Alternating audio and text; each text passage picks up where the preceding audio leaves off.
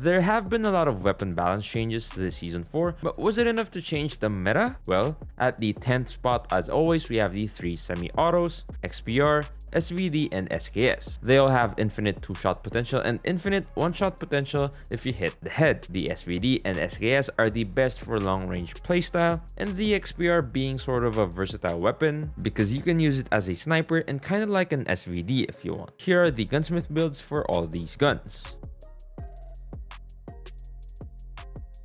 We have Chopper at the 9th spot, still using it as sort of an aggressive LMG, as you can use it to move around quickly while taking gunfights on your way to take power positions, and then keeping map control by basically turning yourself into a sentry gun. Here's the Gunsmith for it. We got the M13 at number 8, which received a lot of buffs this season, mostly towards its attachments. That improves the weapon performance by a lot, because in the past we had to use the 40-round blackout mag if we wanted a flexible build with range boost. Now using the 60-round magazine along with an integral suppressor is preferred because it got a 20% range boost. Here's the Gunsmith we use for it. At the 7th spot, we have 2 weapons, and you can't go wrong with either of them because they're essentially the same. Let me explain. Both the KN-44 and the LK-24 have almost the same range, damages, mobility, BSA. Heck, you can even mention the recoil because even if the pattern isn't the same, recoil's pretty low for both of these weapons. One thing that the KN-44 has over the LK-24 is the iron sight, which is better by far, and one thing that the LK-24 has over the KN-44 is better flinch. Here are the gunsmiths we use for it, and in case you don't have a nice skin for the LK-24 with a clean iron sight, you can go for this build. Switchblade X9 gets the 6th spot, with it being a compromise between a Fennec and a CBR4 with great mobility, good range, and overall good attributes for close range fights. It lacks a bit of BSA and range to engage in gunfights after 20 meters, but it's still a great weapon to use, and here's the gunsmith we use for it.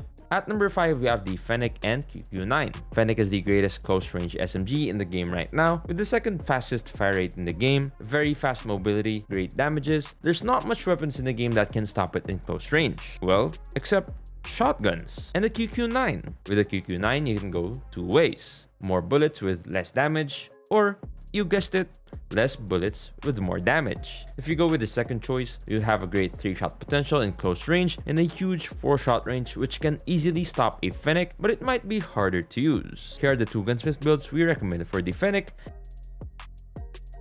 and here are the gunsmith builds for the QQ9. From this point forward, the ranking will depend on your preference, but for this video, we'll use the statistics to rank these weapons. We have the Kilo 141 at number 4, and it has been in the top 5 for a year and a half now. I guess you'll know by now that it's one of the greatest ARs, one of the most complete weapons with no real downside, kinda like the Bison. Here are the gunsmith builds we use for the Kilo. For the 3rd spot, we have not 1, not 2, but 3 weapons, with the first 2 being the same from last season, the CBR4 and the PP19 Bison. The 3rd weapon, it's the massively buffed Cordite. There is a rule that says, if you want to buff a weapon, just buff its hitbox, or its base damages, or its range, or its BSA, and if you buff 2 or more of these stats, it should become meta. Well, that's exactly what they did with the Cordite. With a nice range buff and a base damage buff alongside a hitbox buff, the Cordite now has better range performance than the CBR4, and it also has some of the greatest mobility stats among SMGs, with an absurd 4.51 meters per second of strafe speed, which means that with Skulker,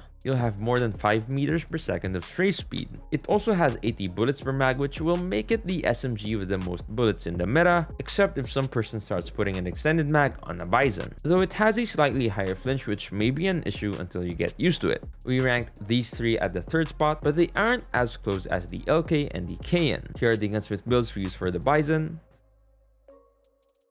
for the CBR4, and the Cordite. At the 2nd place, we have always had the Holger, and that still holds true this season. Like the top 3 and top 4 guns, y'all know by now why it's on top, but just to be sure, I'll show you this again. Here are the Holger builds we use. At the number 1 spot, even after 2 nerfs, it's still the best weapon in the game right now. It's none other than the Krig 6.